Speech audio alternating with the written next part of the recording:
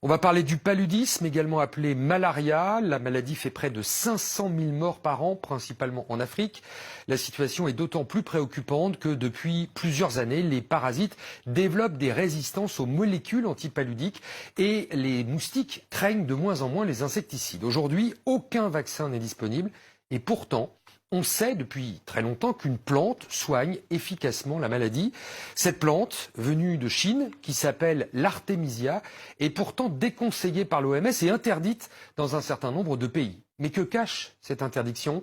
Peut-être les intérêts financiers des laboratoires pharmaceutiques qui ont fait de la malaria un business. En Afrique, justement, des chercheurs mènent des études de terrain pour prouver que l'artémisia est efficace et sans danger.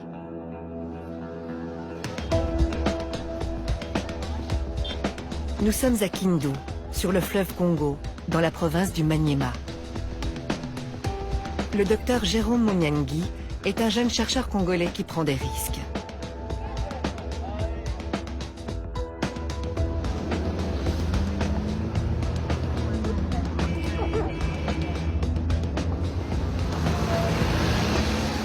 Après 3 heures de piste, le docteur Munyangi est accueilli comme l'enfant prodige dans son village natal. Artémisia!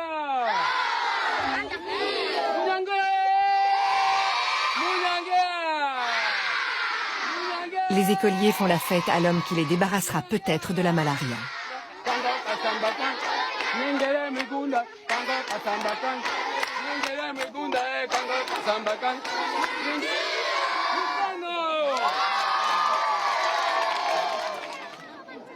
Le parcours du docteur Jérôme Munyangi est emblématique des difficultés rencontrées par les Africains qui défendent une médecine adaptée aux conditions du continent.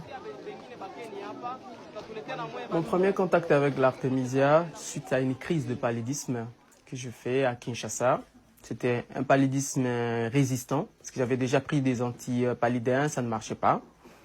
Et un ami qui travaille déjà avec l'artémisia m'a proposé la plante comme traitement. Je lui ai dit, bon, je n'aime pas les charlatans avec les plantes, qui traitent avec des plantes. Il a insisté beaucoup. Et le 3e jour, je me sentais déjà très bien. Il n'y avait plus de maux de tête, il n'y avait plus de fièvre, ainsi de suite. Et à la fin du traitement, le 7e jour, je suis parti refaire les examens des laboratoires. Tout était vraiment très bien. Je n'avais plus de plasmodium. Et voilà, et c'était mon premier contact avec la plante artémisia. Pressionné par ce résultat, le docteur décide de consacrer la suite de ses études à la plante. Son diplôme de médecine et quelques feuilles d'artémisia sous le bras, il entame une maîtrise S-Sciences à Paris. Après 3 semaines d'analyse, nous étions vraiment très étonnés par le résultat que nous avons observé au laboratoire. Le professeur qui travaillait avec moi était très étonné. Elle a refait les examens elle-même. Je me rappelle encore l'un de mes professeurs qui me dit, voilà, et ça c'est une bombe. Et on ne peut pas que cette bombe puisse sauter dans notre laboratoire parce que juste les subventions des laboratoires proviennent de firmes pharmaceutiques. Et on a arrêté la recherche. On m'a même arraché mon cahier de laboratoire où il y avait des manipulations. Et tous les échantillons d'artémisia que j'avais amenés au laboratoire étaient confisqués. On a amené ça au bureau du directeur du laboratoire. Pratiquement exclu de l'université et privé de bourse, le docteur Munyangi refuse d'abandonner. Il prend contact avec Lucille Cornet-Vernet, qui va l'aider à poursuivre ses recherches. 2 personnes, donc là on a fait sur 1000 patients, et donc j'ai à ce moment-là commencé à chercher les fonds. Donc ces études ont été financées en fait par des amis, par des fondations, par des entreprises, simplement parce qu'ils croient vraiment qu'une plante peut être la solution pour ce fléau apocalyptique qu'est le palu en Afrique.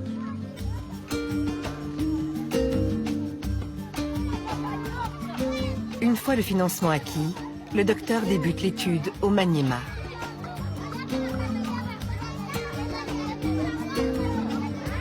« 1000 patients porteurs du falciparum sont identifiés. 500 prendront de la tisane d'artémisia et un médicament placebo. 500 autres, un médicament ACT et une tisane placebo.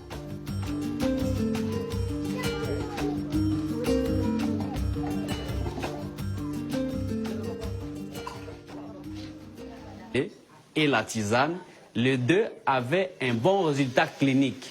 Mais quand vous faites la parasitologie, vous allez trouver que les malades qui étaient sous tisane, il y avait disparition de la charge parasitaire.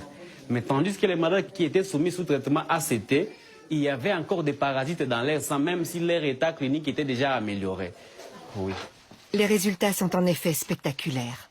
Alors que les médicaments ACT sont jugés efficaces à 80%, la tisane affiche un score de 97%. Et sans effet secondaire, contrairement aux médicaments. Le résultat était surprenant, positivement, et c'est là que les ennuis commencent avec la médecine conventionnelle. Quel genre d'ennui? Le premier ennui, c'est l'interdiction. À la fin de l'étude, nous devions organiser une conférence. Lorsque nous avons remis le résultat au médecin-chef des zones, tout de suite, il s'est interposé. Il a dit « J'interdis, cette conférence n'aura pas lieu et je préfère que Jérôme puisse se taire et pas communiquer ses résultats à la population. » Ils ont vu que la tisane avait un meilleur résultat que les ACT et on nous a fait montrer que les différentes firmes pharmaceutiques risquent de couper leur appui. Et on a trouvé qu'il y avait orgueil, on m'a démis de mes fonctions. À votre avis, d'où viennent ces ennuis? À mon avis, les ennuis viennent de firmes pharmaceutiques. Qu'est-ce qui vous permet de dire ça? Après les publications des résultats, on a dit aux patients que voilà, la tisane était efficace et eux-mêmes l'ont observé. Et là, les patients n'achètent plus les ACT en fait. Nous devenons de plus en plus gênants.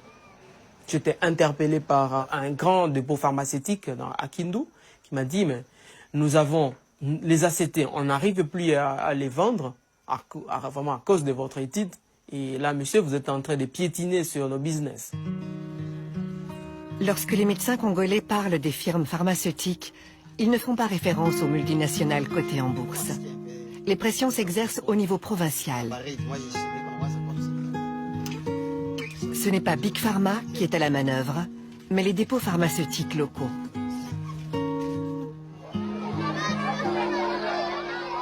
Après l'étude, les villageois adoptent la tisane dont ils ont été les cobayes. J'avais souvent la malaria avant. Mais depuis que j'ai participé à l'étude, je n'ai plus la malaria. Moi, j'ai toujours eu la malaria. Mais en prenant la tisane d'Artemisia, je me suis senti beaucoup mieux.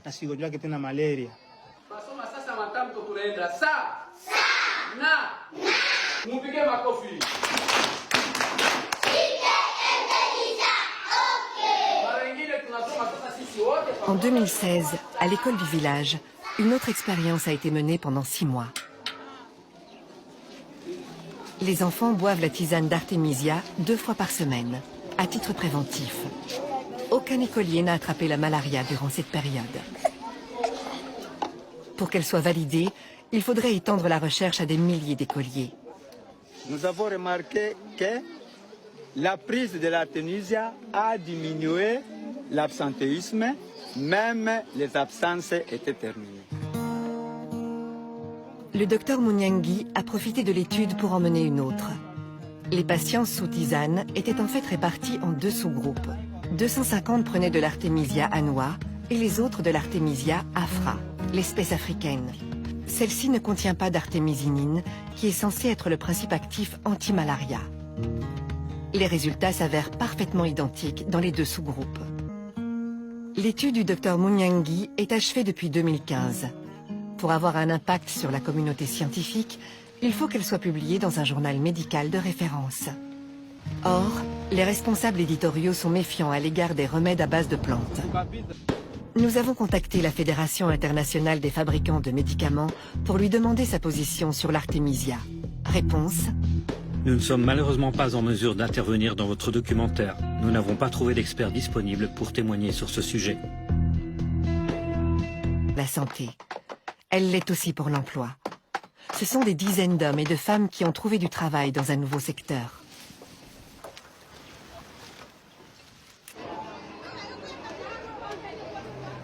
Ce qui fait le succès de l'Artemisia, c'est aussi son prix. Environ 5 fois moins cher que les médicaments recommandés. On en trouve déjà sur certains marchés. avant, on achetait des médicaments de la pharmacie. Ça coûtait très cher. Ça... Et puis quand tu avais le palais, quand tu buvais ça, ça ne te guérissait pas tellement là. Mais avec la venue de la tisane c'est moins cher et puis ça guérit vite. Je vous dirai tout de suite que moi-même, j'utilise cette plante en famille, depuis des années déjà. Ça, c'est du point de vue personnel. Je l'ai conseillé à des collègues, des scientifiques, qui l'utilisent. Le professeur Diallo étudie l'artémisia depuis une dizaine d'années dans son laboratoire de bactériologie-virologie à l'université de Dakar. Depuis un certain moment, nous travaillons pour voir l'activité de l'artémisia afra et nous pensons que c'est une piste qui est assez prometteuse. L'Afrique a besoin des insoumis, les insoumis de la recherche. Ce qui me passionne dans tout ça, c'est de ne pas voir mes frères africains décédés de pathologies qui peuvent trouver des solutions, que d'attendre toujours que les médicaments soient fabriqués en Europe et que les médicaments viennent de l'Inde. Nous pouvons nous-mêmes, ici sur place, trouver des solutions, guérir nos frères avec des plantes qui peuvent être cultivées sur place. Si la tisane d'artémisia s'avère être l'ultime remède contre la malaria, on se demandera sans doute pourquoi tout ce temps perdu, toutes ces victimes, tout ce business.